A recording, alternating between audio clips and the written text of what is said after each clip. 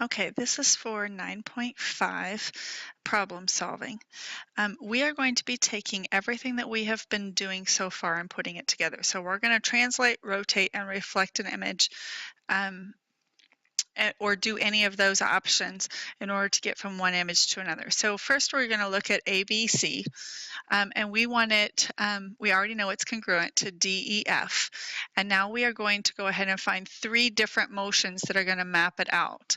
So let's take a good look and see where we land. The first thing that they're going to have you do is go ahead and translate ABC down 2 units and left 3 units. So we're going to watch them do that, translating left and then down. Once they have it there, then you can kind of see it almost fall into place. We're going to rotate it 90 degrees around the origin. So there's our origin, and then it just spins right in place. Remember, it's going counterclockwise. And then we're going to take it and we're going to reflect it over the y-axis. So we're going to go ahead and flip it right in place. There's our y-axis. Flip it in place, and there it becomes EFD. If you need to, go ahead and back it up and look at those motions again. On your paper, you're just going to be showing me each of those steps. So make sure that you go back through and draw each of those steps. So you're going to draw that step right there, where it translates down.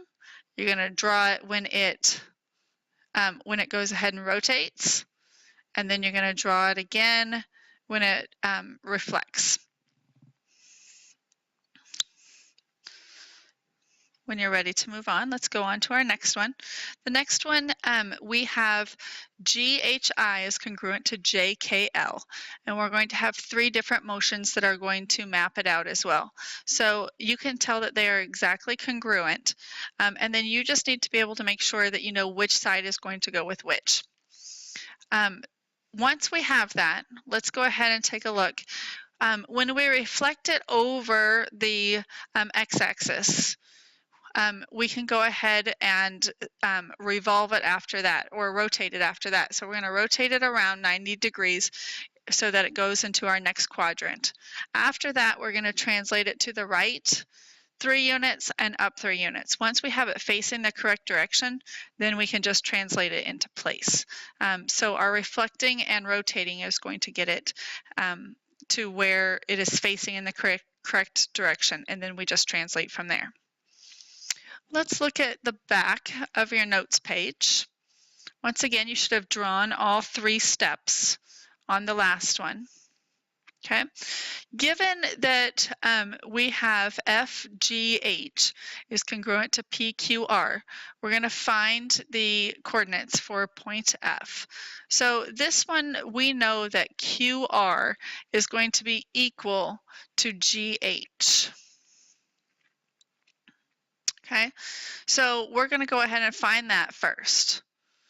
We're going to follow our points, the same sequence of events for each point to make sure that we know that we're taking care of it correctly. So we're going to rotate the entire triangle. So we're going to rotate it 90 degrees around point Q. So we're just going to take it from point Q and just pull it up 90 degrees. From there, we're going to go ahead and just translate it. We're going right 2 units and down 2 units.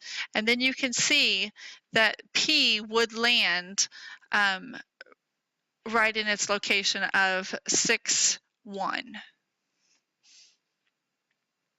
So that's one place that P could land.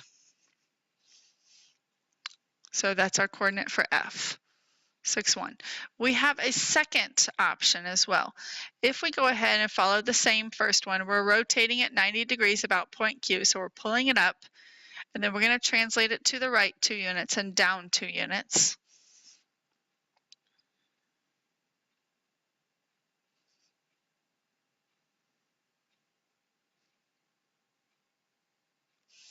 Then we can go ahead and we can reflect it.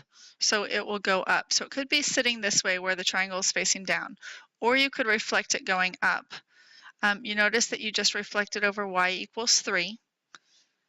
And then we can see that P, which is going to be F in this particular case, could also land at 6, 5. Those are our two options.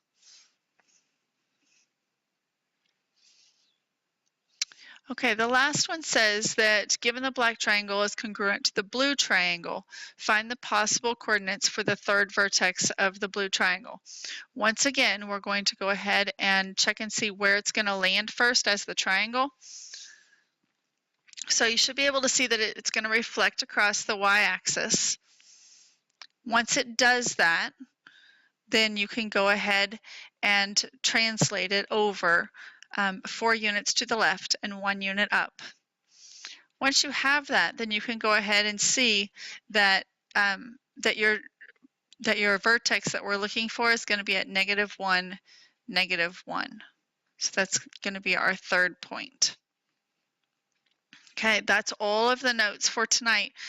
Tomorrow in class, you're going to have both of these types of problems where you're going to have to make multiple steps, and you're just going to have to pay very close attention to where you're going and what your options are before you move your triangles, and then show your work along the way. Each of the things that you saw on today's video should have been mapped out on your notes as well. Thank you. Have a good night.